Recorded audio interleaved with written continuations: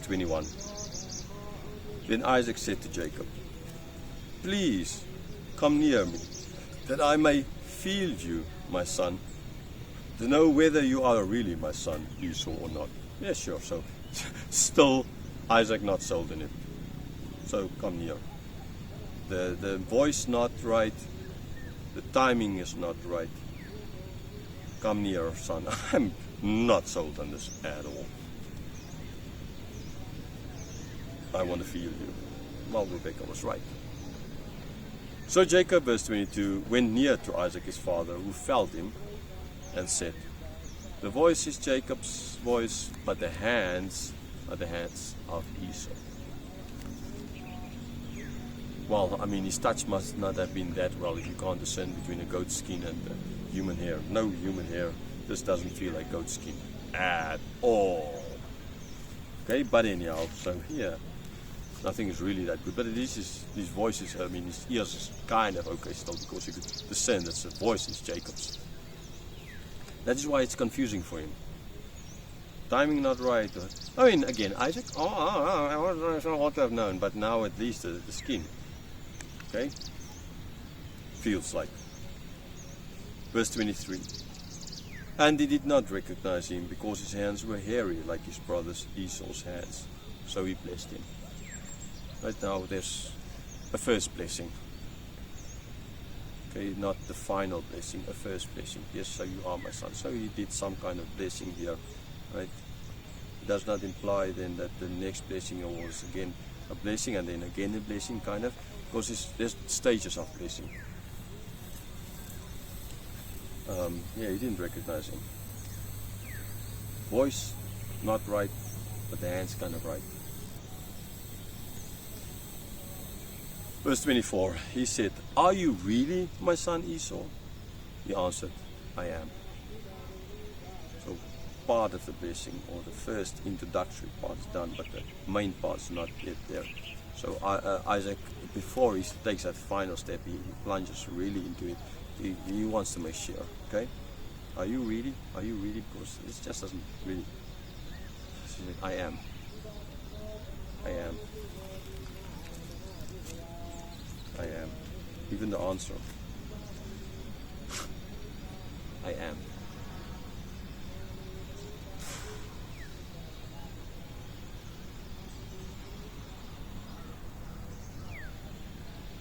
Okay, get back to the conclusion. This is a big thing here. I want to bring this out in the conclusion part before I go rambling on this again for half an hour. I am. What does that mean? Right, so please listen to the conclusion part, and I will speak about these words of Abram and of Jacob in the context. Because of all the words they've said thus far, clearly Moses is bringing out that this is the most evil.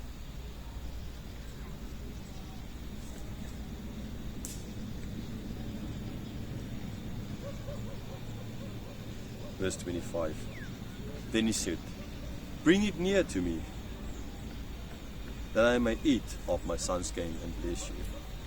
So he brought it near to him, and he ate, and he brought him wine, and he drank. Why did he ask him to bring it near? I mean, yes, sure, he wanted to bring near so that he can eat it. This is what he's giving us as a reason. Okay? I mean, this is what. So bring the food, I can eat. So we can maybe taste, but like I said already, his taste bud seemingly is not that well, because if he's not going to be able to discern between game and goat, then it can't be that well anymore. So Jacob did. Gave him the food, gave him the wine, ate, drank. Verse 26. Then his father Isaac said to him, "Come near and kiss me, my son." Right, why is he doing this? Well, I mean, in some sense, yes, it's kind of a normal thing. Right, but on the other hand, this is another test. Why?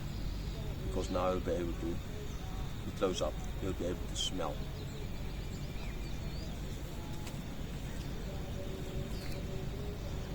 Verse 27. So he came near and kissed him.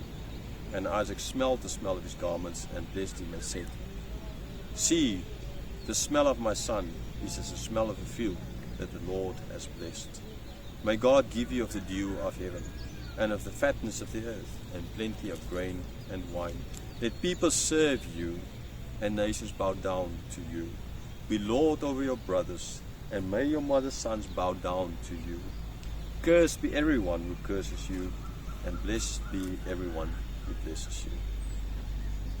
So it was another test. Come near. Why? Because now I can smell. Assuming the smell's not that good, but at least the clothes, because Rebecca foresaw this as well, and she made sure that the clothes is the right clothes, and he can smell the clothes. And Isaac did, and he smelled nice. Now he was sold enough, to put it like that. Right? The voice is not right, but the rest kind of, the food, although he couldn't really, because he now ate the food, he couldn't really find the difference in the food. So, and the other part of but what is right is the skin, because of the goat, the clothes she had him put on, the smell therefore, and that was then now enough for Isaac to take this huge step to bless him. So therefore he said, okay, the smell of my son, it's the smell of the field that the Lord has blessed. Now actually the land was cursed because of the sin of Adam. Not really blessed. Okay? But he loved Esau, so man's been blessed.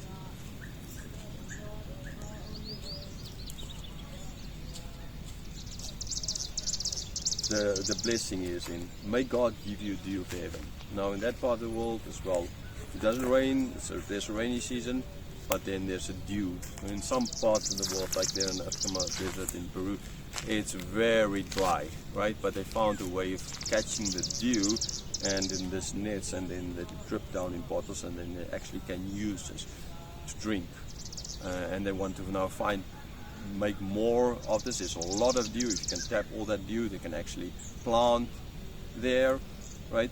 Or it's like the welwitschia plant in the Namib Desert, which as well make use of the dew. Like there's a lot of dew coming in from that cold Atlantic Ocean and then going over the Namib, and those plants can survive because it can take the dew and get enough to drink, basically, so as to survive in that very harsh climate. So the dew is very important as well for on the morning on the grass. Okay, there's no dew here because it's not this kind, not this kind of area, at least not this time of the year. It rains. The rain season is fine. So yeah, that is why he started with the dew. So there's the dew. The fatness of the earth, plenty of grain and wine, that he will ultimately have a lot of produce. Verse 29, so the people serving him, the nations bowing down to him, and him being Lord over. So he will be like the king over peoples. Other nations will serve him. The Lord over brothers. He will be the most important. The brothers will serve him. The mother son bow down to him. The connection here in the story, Moses telling, remember the dreams of Joseph, as we're going to see, the brothers bowing down before him. Actually his parents as well, Jacob himself, who is the one getting this, that others will bow down before him. He's going to bow down before Esau, and ultimately he's going to bow down before Joseph. Okay, but this is a long-term fulfillment, that he is the one that ultimately will take the blessing further. He is taking the line further. He is the one that will lead to the birth of Christ. Cursed be, then the curses on him. This is what God told Abram. So it's part of that Abrahamic blessing as well. This cursing. You are cursed. If you are cursed, then they'll be cursed. If others curse you, they will be accursed, as we've seen already. And if they bless you, then they will be blessed. Okay, so like Pharaoh taking the wife, and then Sarah, and then in that sense cursed him, and so he was cursed. They got the plagues on them. Okay, and then ultimately he kicked them out. Okay, so this idea, we've seen it already, and we're going to see it more and more, that those who curse him will be cursed, and those who bless him will be blessed. Because this is now the blessing that he's giving to Jacob, but ultimately that's the blessing as well that God gave, that part of the Abrahamic blessing. But there's more to it. Those things are not mentioned here. Okay, the amount of offspring and the land is not mentioned here. In a certain sense, the land, yes, others serving you, kind of, but it's not that in that sense clearly mentioned. But his priority in the family is mentioned. He's number one. The one who will then ultimately get everything and take the blessing further.